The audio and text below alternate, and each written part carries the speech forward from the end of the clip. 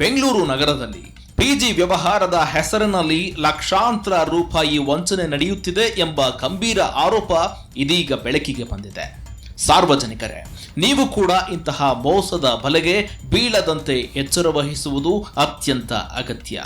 ಹೌದು, ಬೆಂಗಳೂರು ನಗರದ ಮಡಿವಾಳ, ಹೆಣ್ಣೂರು ಸೇರಿದಂತೆ ಹಲವು ಪ್ರದೇಶಗಳಲ್ಲಿ ಪಿಜಿ ನಡೆಸುವ ನೆಪದಲ್ಲಿ ಜನರಿಂದ ಹಣ ಪಡೆದು ಬಳಿಕ ನಾಪತ್ತೆಯಾಗ್ತಾ ಇರುವ ಆರೋಪಗಳು ಸಕ್ರಿಯರಾಗಿದ್ದಾರೆ ಎನ್ನಲಾಗ್ತಾ ಇದೆ. ಈ ಪ್ರಕರಣದಲ್ಲಿ ಮಹೇಶ್ ಕೆವಿ ಎಂಬ ವ್ಯಕ್ತಿಯ ವಿರುದ್ಧ ಗಂಭೀರ ಆರೋಪ ಕೇಳಿ ಬಂದಿದೆ.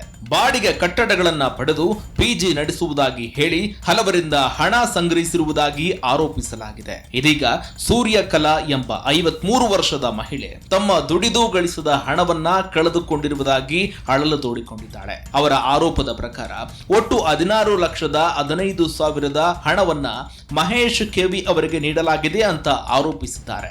ಮೊದಲಿಗೆ ಸುಮಾರು 9 ಲಕ್ಷ ರೂಪಾಯಿ ಒಪ್ಪಂದ ಮಾಡಿಕೊಂಡ ಹಣ ಪಡೆದ ಬಳಿಕ ಆರೋಪಿಯ ಮೊಬೈಲ್ ಫೋನ್ ಸದಾ ಸ್ವಿಚ್ ಆಫ್ ಆಗಿದೆ. ಯಾವುದೇ ರೀತಿಯ ಸಂಪರ್ಕಕ್ಕೆ ಸಿಗ್ತಾ ಇಲ್ಲ ಅಂತ ಅವರು ಹೇಳಿಕೊಂಡಿದ್ದಾರೆ. ನನ್ನ ದುಡಿದು ಗಳಿಸಿದ ಹಣವನ್ನ ನನಗೆ ಮರಳಿ ಕೊಡಿಸಿ ಅಂತ ಸೂರ್ಯಕಲಾ ಕಣ್ಣೀರಿಡುತ್ತಾ ಮನವಿ ಮಾಡಿಕೊಂಡಿದ್ದಾರೆ. ಇದೊಂದೇ ಘಟನೆಯಲ್ಲ, ವ್ಯವಹಾರದ ಹೆಸರಿನಲ್ಲಿ ಹಣ ಪಡೆದು ಸಾರ್ವಜನಿಕರನ್ನ ವಂಚಿಸುವ ಜಾಲ ನಗರದಲ್ಲಿ ಸಕ್ರಿಯವಾಗಿದ್ದು, ಇವರ ಹಿಂದೆ ಪ್ರಭಾವಿ ವ್ಯಕ್ತಿಗಳ ಬೆಂಬಲವೂ ಇರಬಹುದು ಎಂಬ ಅನುಮಾನಗಳು ಕೂಡ ವ್ಯಕ್ತವಾಗ್ತಾ ಇದೆ.